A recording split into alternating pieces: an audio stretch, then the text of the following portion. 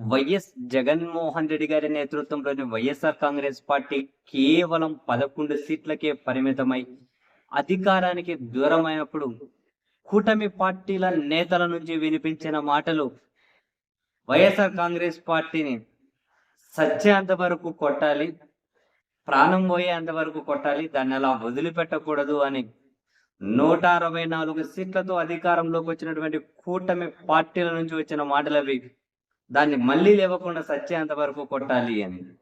And పదే పదే ముఖ్యమంత్రి గారి దగ్గర నుండి భావి తెలుగుదేశం పార్టీ అధినేత కాబోతున్న నారా లోకేష్ గారి దగ్గర నుండి అండ్ మరికొందరు ముఖ్యుల నుండి పదే పదే వినిపించిన మాట, మళ్ళీ జగన్ అధికారంలోకి వస్తాడేమో అని పారిశ్రామికవేత్తలు భయపడుతున్నారు.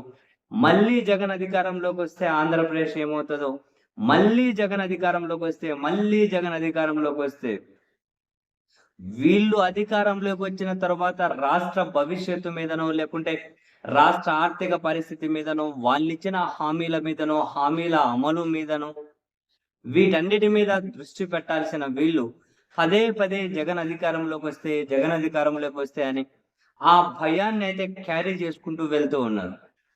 వీళ్ళ భయానికి కారణం నిన్న విజయవాడలో జగన్మోహన్ రెడ్డి గారి పర్యటన సందర్భంగా కనిపించిన విజువల్స్ అయినా, ఎగబడ్డ జనమైనా, నేడు గుంటూరులో జగన్మోహన్ రెడ్డి గారి పర్యటన సందర్భంగా కనిపించిన విజువల్స్ అయినా, ఎగబడ్డ జనమైన వాళ్ళ భయానికి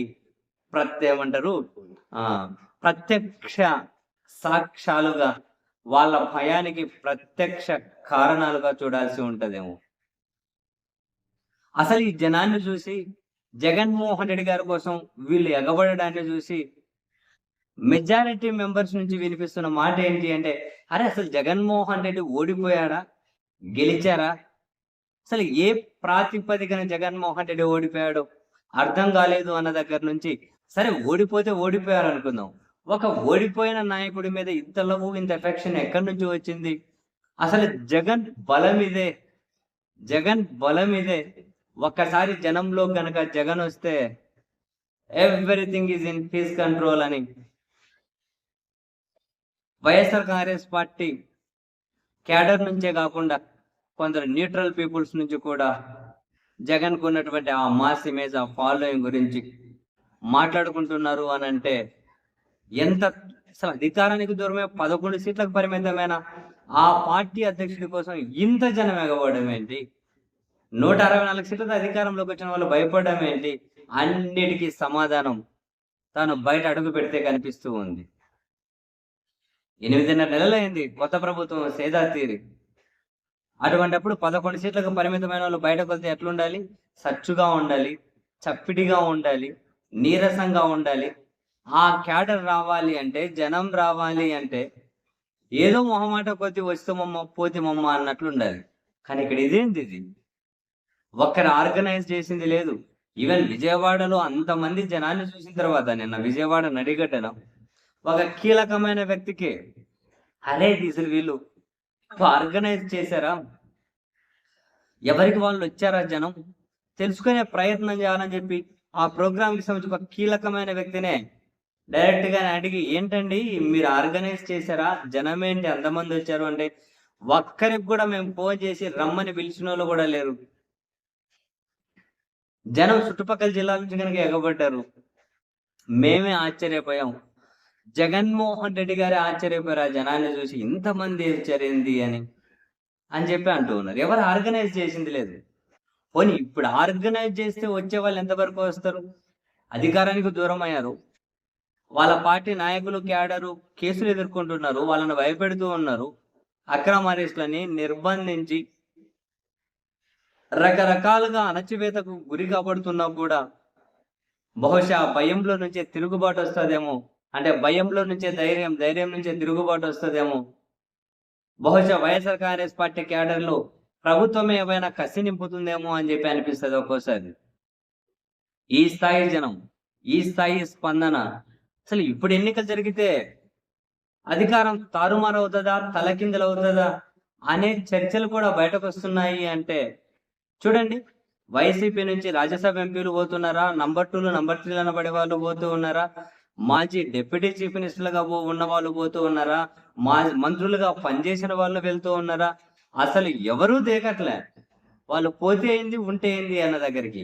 వాళ్ళ ప్రభావం ఎంత నామమాత్రము అంటే వాళ్ళ ప్రభావం ఎంత నామమాత్రము అంటే జగన్‌కున్న ఇమేజ్ ఎంత చెక్కు చెదరకుండా ఉంది అంటే, ఈరోజు గుంటూరు పర్యటన కేవలం నిన్న మాత్రమే ప్రకటించారు. ఒక్క రోజు ముందు మాత్రమే ఆ పర్యటన ప్రకటించారు.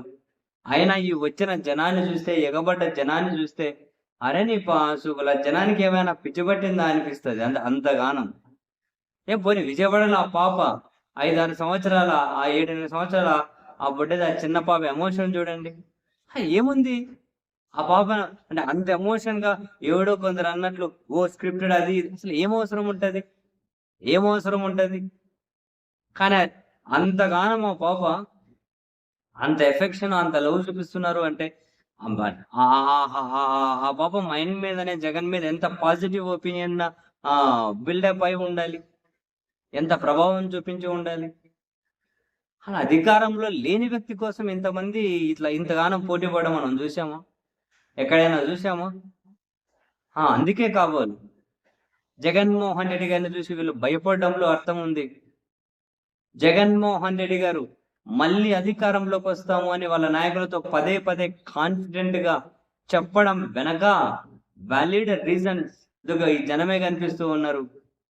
ఏ నాయకుడు వెళ్ళినా, ఎంతమంది వెళ్ళినా చెక్కు చెదరని ఆత్మవిశ్వాసంతో జగన్ గారు ఉన్నారు అంటే అదిగో ఇదే బలం. మనం చాలా సార్లు మాట్లాడుకున్నాం.